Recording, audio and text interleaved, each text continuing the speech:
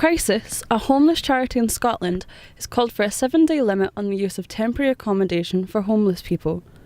Official statistics have indicated a 9% increase in homeless B&B use in Scotland from 2016-17 to 2017-18.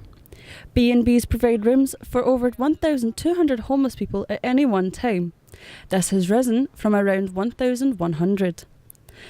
The Glasgow Homeless Network sat as a member of the action group that set out 70 recommendations by the Scottish Government.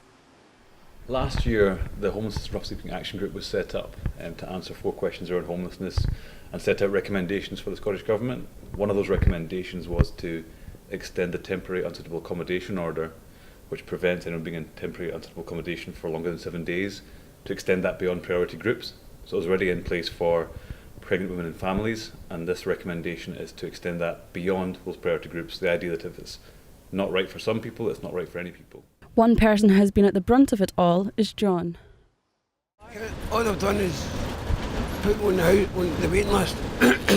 See, because I'm a male, I'm not a priority in their eyes, even though I'm homeless. There should be more support, one-to-one support for people. Do you know what I mean? And you get plenty of being get forgot about, or a hostel, but there's not many hostels about anymore. And you get forgot about. Do you know what I mean? And if you're a male, it's basically you've got zero chance of getting housing. John has been homeless and on a waiting list for 4 years now. The longest he has stayed in a B&B has been 8 months. He believes that the conditions are not good enough. You can't talk to him, you can't speak to anybody, there's no, do you know what I mean? It's like a prison, but not a prison, if you know what I mean. Most of them have no cooking facilities, right? So some of them have got a continental breakfast, a wee box of cereal, a tea bag and a couple of sachets of sugar. So there's no cooking facilities, like in the shades now, Hamilton House, there's no cooking facilities, so you can't bring food in and cook it. So unless you've got sufficient funds to support you to buy takeaway food, how are you going to survive? Glasgow Homeless Network believes that the advice is being listened to and heard by the Scottish Government. That political will that set up the action group in the first place brought experts from the sector around the country to make those recommendations, all of which were accepted by the Scottish Government.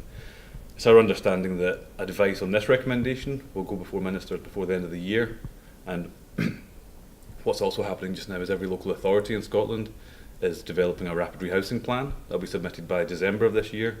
So we'd like to see that 7-day limit planned and scheduled into those local 5-year plans, recognising the fact that different areas have different challenges. So that advice for this recommendation should go before the ministers this year.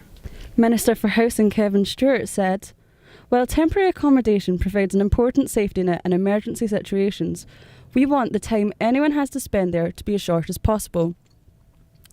We are investing $6.5 million to support a housing first approach, which focuses on getting a person into settled accommodation first, so they can then access support from the security of their own home. Our Homelessness and Rough Sleeping Action Group is also working to prevent homelessness, supported by our $50 million Ending Homelessness Together fund."